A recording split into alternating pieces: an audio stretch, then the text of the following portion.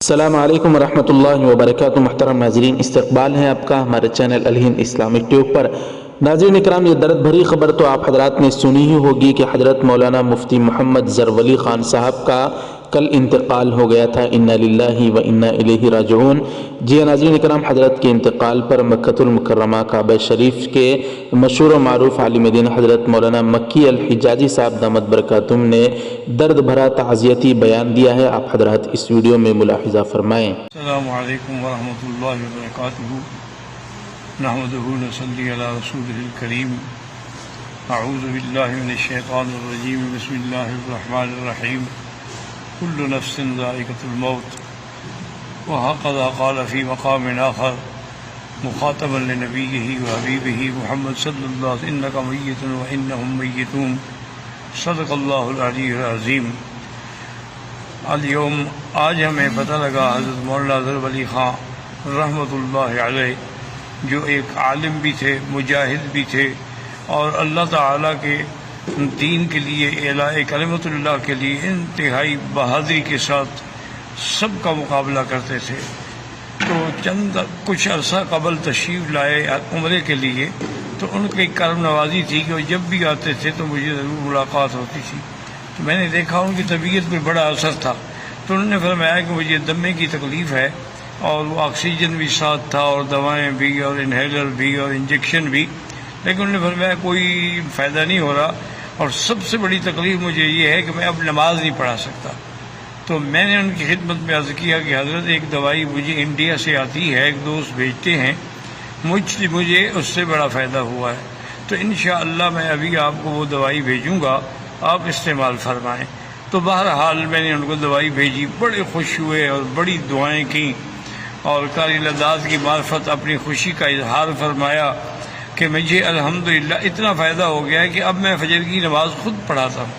یہ ان کا ایک امتیاز تھا، ورنہ میں نے دیکھا ہے کہ مدارس میں جو بڑے علماء ہیں، جو محتمم ہیں یا شیخ الحدیث ہیں، وہ نماز نہیں پڑھاتے۔ یہ حضرت کا کمال تھا کہ ساری زندگی اپنے ادارے کی نماز خود پڑھاتے رہے۔ اللہ تبارک و تعالیٰ ان کے درجات بلند فرمائیں، اور اللہ تعالیٰ ان کو جنت الفردوس میں جگہ دے۔ اللہم اغفرہ وارحمہ وتجاوز عنہ وادخلہ فی الفردوس الاعلیٰ۔ اور یا الہ العالمین، ان کے متعلقین کو بھی صبر جمیل عطا فرما، کیونکہ اللہ تو نے فرمایا ہے کہ بشر الصابرین الذین اذا اصابتهم مصیبۃ قالوا انا للہ وانا الیہ راجعون اولئک علیہم صلوات من ربہم ورحمہ واولئک هم المہتدون۔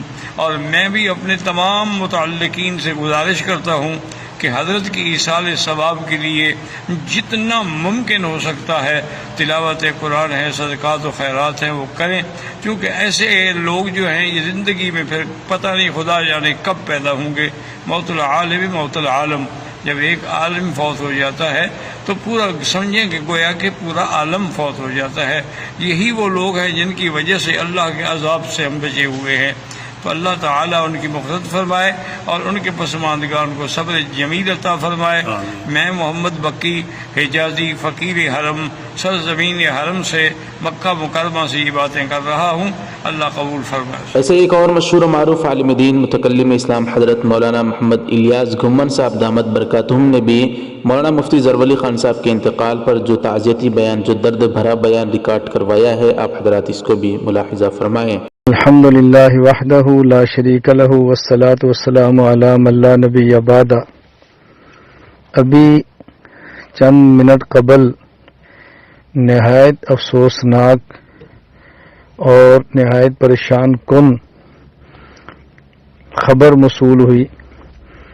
شیخ الحدیث حضرت مولانا مفتی محمد زرولی خان صاحب رحمہ اللہ تعالی انتقال فرما گئے ہیں، دنیا فانی سے دار بقا کی طرف انتقال فرما گئے ہیں۔ انا للہ و انا الیہ راجعون۔ انا للہ ما اخذ و ان لہ ما آتا وکل شیء عندہ باجل مسمی۔ حضرت اقدس شیخ الحدیث مولانا مفتی محمد زرولی خان صاحب رحمہ اللہ تعالی محاسن خوبیوں کا وہ ایک مرکز تھے، اہل علم کا ایک ملجا اور ماوا تھے، فتوے کا میدان اللہ رب العزت نے ان سے سجایا تھا، دارالافتاء کی زینت تھے، قرآن کریم کی تفسیر کے ماہر، حدیث پاک کے بہترین شارح اور اس امت کے بہت بڑے فقیہ اور مفتی وقت تھے۔ ہزاروں تلامذہ ان کے پورے عالم میں پھیلے ہیں، ایک جہان نے ان سے فیض حاصل کیا ہے۔